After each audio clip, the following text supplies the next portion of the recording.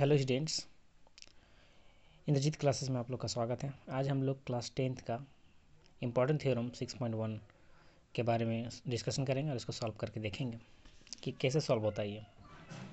तो सबसे पहले हम लोग जानेंगे कि थ्योरम में लिखा हुआ क्या है।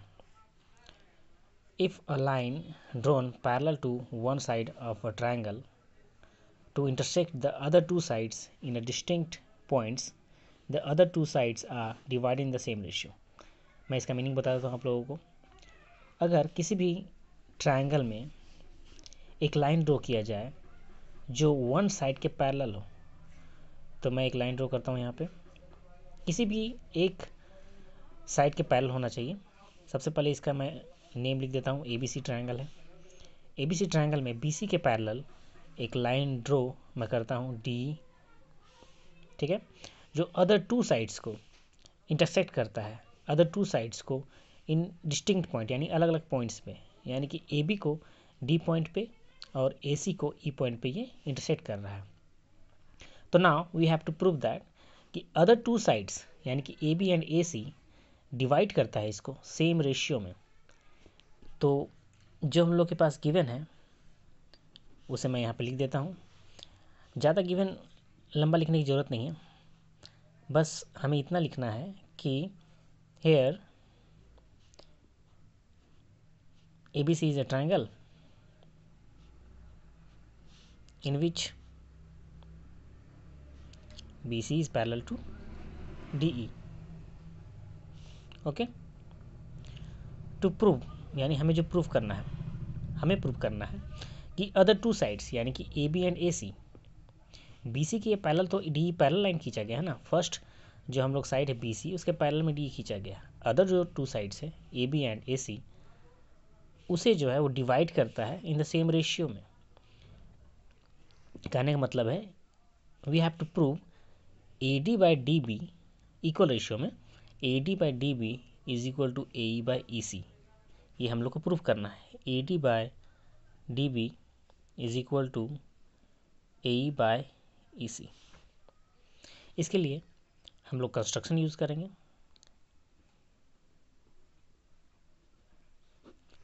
इस फिगर में कंस्ट्रक्शन बनाना पड़ेगा। तो फर्स्ट कंस्ट्रक्शन ये करेंगे हम लोग कि D से परपेंडिकुलर लाइन ड्रॉ करेंगे AC पर। D से DM परपेंडिकुलर लाइन ड्रॉ किए AC पर and E to EN perpendicular line draw किया गया है AB पे, ठीक है। इस पूरे साइड में ये परपेंडिकुलर है और AC पूरे लाइन पे ये DM हम लोग परपेंडिकुलर लाइन ड्रॉ किए गए। तो पहला जो कंस्ट्रक्शन है कि draw DM perpendicular AC and EN perpendicular to AB। यहाँ पे सेकेंड पर जो है कंस्ट्रक्शन किया गया है, we have to join D to C and B to E। तो यहाँ पे लिखेंगे join BE and DC। Now we are going to prove the theorem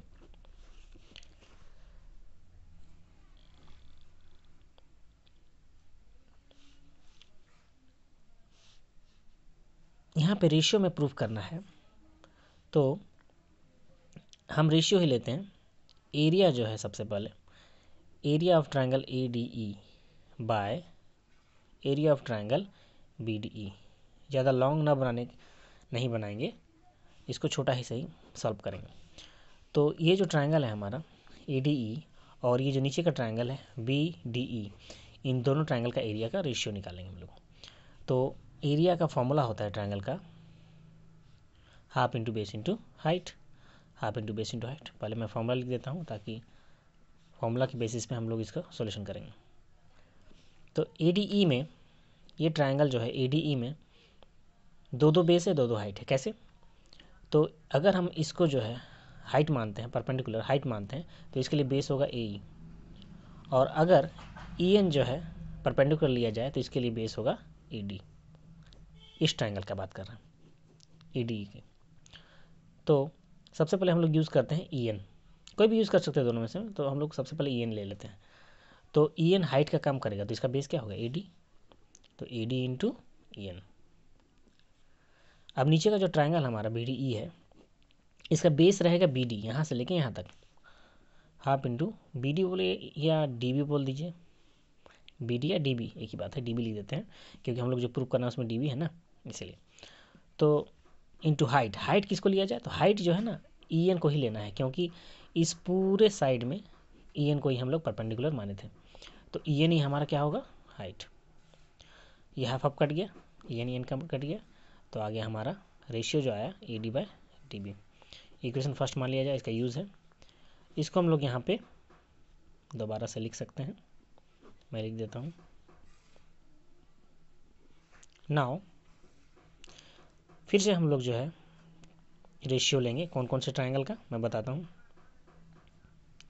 इस फर्स्ट में जो हम लोग लिए थे ट्रायंगल ए डी और इस साइड का यानी कि लेफ्ट साइड का लिए थे बी डी का, अब की जो रेशियो निकालेंगे हम लोग वो फिर से दोबारा ए डी का जाएंगे और राइट साइड जो है हमारा ट्रायंगल जो नीचे का है सी ई डी, इन दोनों का एरिया निकाल लेंगे, रेशियो, एरिया का रेशियो। तो फॉर्मूला बनेगा half into base into height, नीचे भी half into base into height. Formula मैं इसलिए लिख रहा हूँ ताकि समझने में आसानी हो। नेक्स्ट पेज में चलते हैं हम लोग। तो ऊपर वाले ट्रायंगल में हम लोग पहले ही जो है ये डी एम जो है ले चुके हैं, सॉरी डी एम जो है क्या किए हैं, ले चुके हैं हम, नहीं लिए ना, ई एन लिए, ई एन लिए परपेंडिकुलर, इस बार क्या लेंगे डी एम। तो हाफ इंटू ये हमारा एच होगा, ये हमारा बेस होगा ए ई, तो ए ई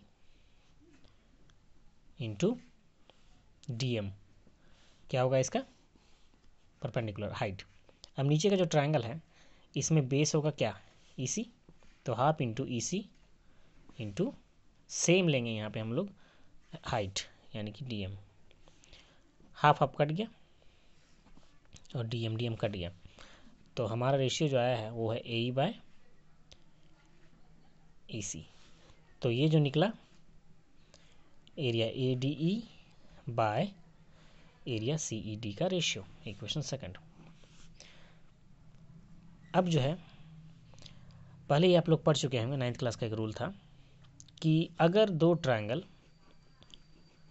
सेम पैरेलल लाइन के बीच में हो, अगर दो ट्रायंगल बी डी ई और सी ई डी, देखिए यहाँ पे नीचे वाला जो ट्रायंगल दिख रहा है ना, बी डी ई और सी ई डी, ये दोनों ट्रायंगल जो है सेम दो लाइन के पैरेलल में है और दोनों का बेस सेम है, बेस यानी कि कॉमन साइड डी ई, ठीक है।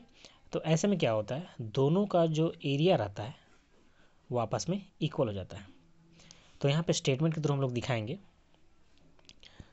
कि सिंस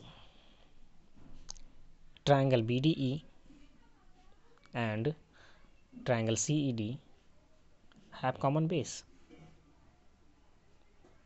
हैव कॉमन बेस, कौन सा बेस है इसका, D E, and between two parallel lines, two parallel lines D E and B C, यही दोनों पैरेलल लाइन्स हैं, तो आप इसको लिख सकते हैं कि D and B C parallel lines हैं। तो जब भी दो ट्रायंगल जो है जिसका कॉमन बेस हो और दो लाइन के बीच में बनाया गया हो दोनों ट्रायंगल, तो दोनों का एरिया क्या हो जाता है हम लोग का, equal. Area D B E is equal to area C E D, दोनों का एरिया क्या हो गया आपका, इक्वल हो गया।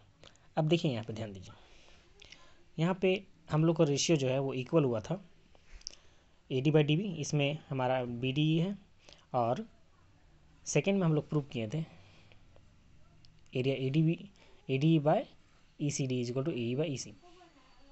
इसमें फ्रॉम इक्वेशन फर्स्ट सेकेंड और ये हो गया थर्ड जो कि इक्वल है, से लिखेंगे from equation first second and third we get, हम लोग तीनों इक्वेशन से पाते हैं कि ये जो रेशियो है वो इक्वल हो जाता है। Therefore A D by D B is equal to A E by E C. कैसे इक्वल हो गया, जब ये दोनों एरिया इक्वल हो गया, यानी कि नीचे नीचे का जो एरिया है इक्वल हो गया, तो ये वाला एरिया से हम लोग डिवाइड कर सकते हैं दोनों को। डिवाइड करने के बाद इसको जो है रेसिप्रोकल कर देंगे। तो रेसिप्रोकल करने के बाद क्या होगा, ये जो हमारा ADE है वो ऊपर हो जाएगा और इसके नीचे BDE होगा। यहाँ पे BDE है, देखिए DBE है, और इसमें डिवाइड करेंगे ADE से, तो ये जो है इक्वेशन फिर रेसिप्रोकल करने के बाद ये ऊपर नीचे हो जाएगा।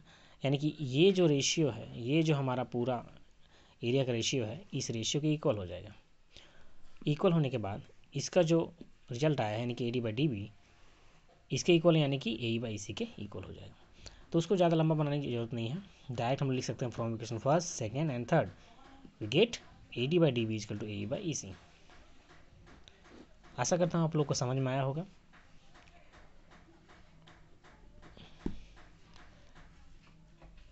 अगर मेरे चैनल इंद्रजीत क्लासेस को आप like and share and subscribe कर देंगे तो मैं आगे भी और भी क्लासेस और भी इम्पोर्टेंट क्वेश्चंस को डिस्कस करूँगा आप लोग के सामने।